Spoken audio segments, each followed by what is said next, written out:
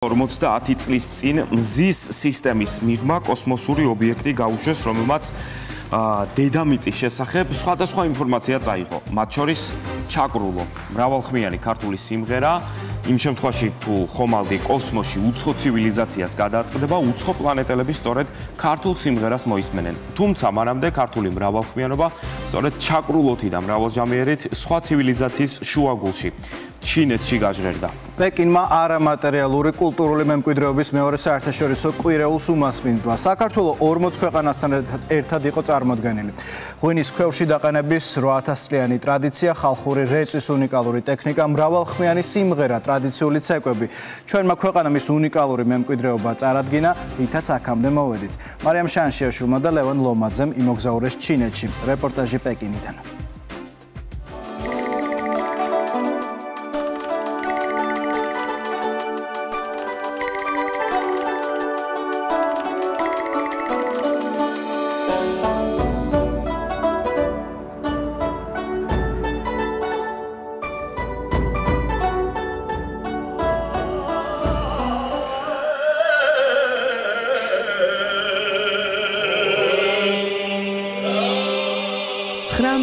და 9 ზღვას იქით შუაგულ პეკინში მრავალჟამიერი ისმის.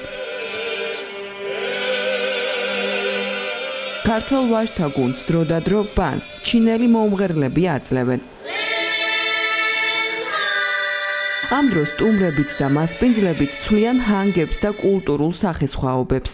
ორი ქვეყნის ისტორიას, რომელიც უძველესი ცივილიზაციების მემკვიდრეა და მათ წიაღში დაიბადა. სცენაზე მგალობელ მომღერალთა სახელმწიფო ანსამბლი დიდგორი დგას და ნამდვილი სანახაობაც ამ წუთიდან იწყება.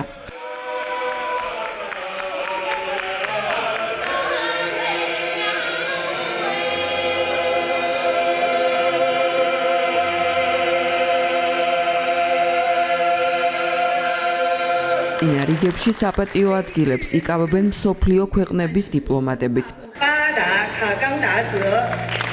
From Georgia.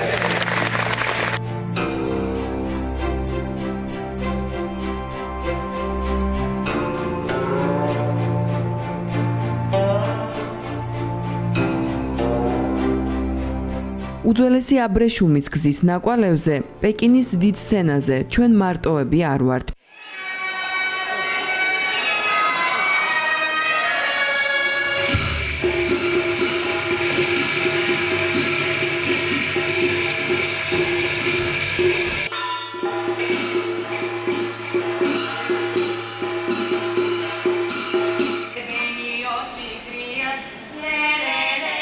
ერთმანეთს ენაცვლებიან ჩვენი შორეული თუ ახლო მეზობლები. ადამიანები თითქმის ყველა კონტინენტიდან ამ დარბაზში მთელი პლანეტის პატარა მოდელს რომ წარმოადგენენ.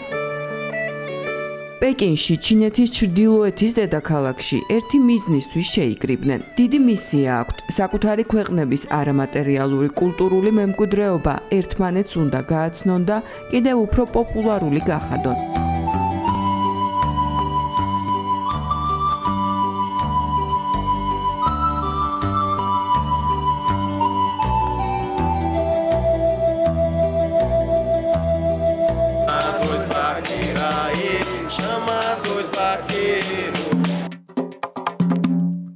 შორეულ ჩინეთში ქართველების სათქმელს ეს კუთხე ყვება. თითქოს ყველასგან გამორჩეული ამ დარბაზში სტრატეგიულ ადგილას რომ დგას ევროპული სტენდის გვერდით.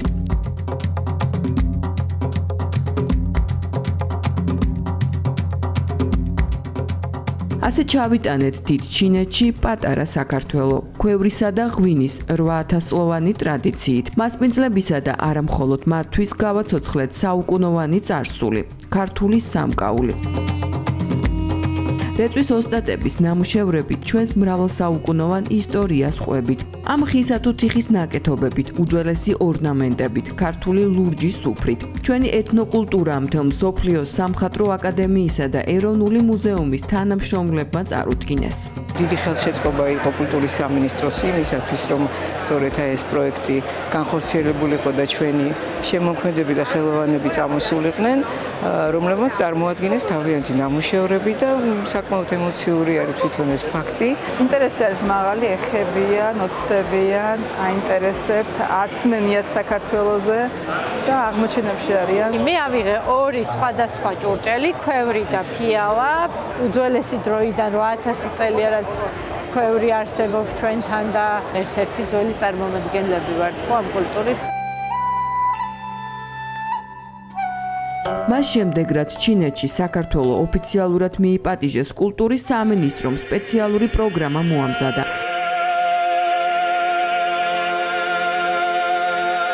ქართული სტენდი დაათვალიერა საქართველოს ელჩმა ჩინეთში. უმასპინძლეთ ადგილობრივებსაც. ჩვენ მივიღეთ უვიზო, ამის ყველაზე დიდი სიხარული შემში იყო ის, რომ საქართველოს მოქალაქეებს მიეცემოდათ უფლება ჩამოსულიყვნენ და თავისი თვალით ენახათ. თუ რას მიაღწია ბოლო 20 წლის განმავლობაში ჩინეთმა, ეს არა მარტო ტექნიკური სამეცნიერო რევოლუციის ერთ-ერთი წამყვანი ქვეყანა, ეს ასევე გახლავთ ძირძველი კულტურის ცენტრი. მარტო ის ფაქტი, რომ წილად ხვდა პატივი გახსნ ცერემონიაში მიიღო მონაწილეობა მასმინძლებთან ერთად, ეს უკვე ძალზედ ბევრ რამეზე მეტყველებს. სამშობლოდან შორს ქართული ხანგები კიდევ უფრო ემოციური იყო იქ ჩასული ქართველებისთვისაც. ისეთი დიდი გამოყენებითი ხელოვნების ტრადიციების ქვეყანაში როგორც ჩინეთია, სწორედ ტრადიციული ქართული კულტურის პოზიციონირება ძალიან მნიშვნელოვანია. ჩვენ შევეცადეთ, რომ ჩვენი კულტურული პროგრამა ყოფილიყო საინტერესო.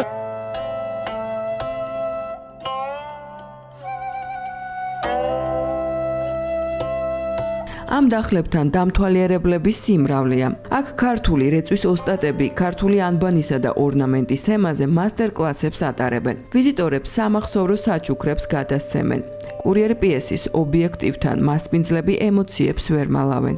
ჩინურ სახელებს ქართული ასოებით ვაბეჭდინებთ. უკვე საქართველოს საინტერესებს კითხულობენ სად არის ლოკაცია და სურვილი უსჯდებათ რომ გვეწვიონ. საქართველოს შესახებ აქ წარმოდგენილი თქვენი ქვეყნის კულტურული საგანძურით ბევრი რამ შევიტყვეთ. ქართველებმა ჩაგვიტარეს მასტერკლასიც, რომელიც ძალიან მომეწონა. თქვენ ძალიან საინტერესო კუთხე გაქვთ. ეროვნული სამოსით არიან წარმოდგენილი აქ როგორც ქალები, ასევე მამაკაცები. კიდევ უფრო შთამბეჭდავი იყო არამატერიალური კულტურული მემკვიდრეობის კვირეულის მეორე დღე. დილა სახელმწიფო ანსამბლ დიდგორის კონცერტით დაიწყო.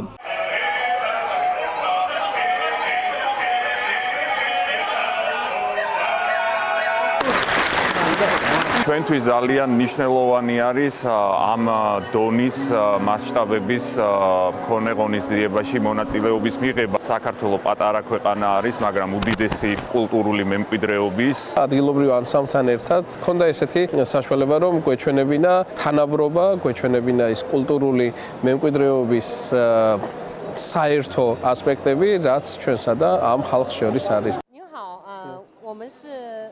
ჩვენთვის ძალიან კარგი გამოცდილება იყო, რომ ანსამბლი დიდგორი გავიცანით და მათთან ერთად შევასრულეთ ფოლკლორული სიმღერები. ქართული პოლიფონიური მუსიკისადმი ინტერესი დიდია. მათთვის სიტყვებიც უცხოა და შესრულების მანერაც, მაგრამ ქართული ხალხური მუსიკის რიტმებს მაინც ყვებიან. უსმენენ დიდები და პატარები, მოხუცები, არიან ბავშვებით. ზოგისთვის საქართველო ძალიან უცხოა, ზოგისთვის ნაცნობი.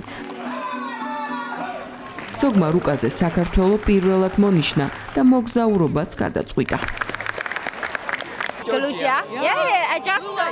მე თქვენს ფოლკლორს პირველად ვუსმენ. ამ რუკაზეც თქვენი ქვეყანა პირველად აღმოვაჩინე და ძალიან მინდა საქართველოში მოგზაურობა.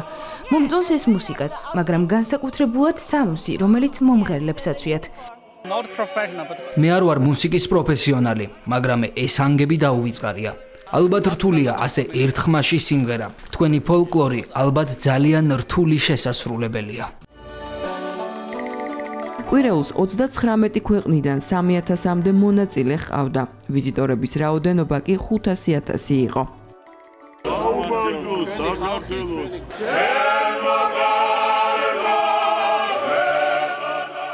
ამ დღეს ჩინეთში ყველამ საკუთარი წილი საქართველო ჩაიტანა და ამ კვირეულის ისტორიაში საკუთარი ავტოგრაფიც სამუდამოდ დატოვა.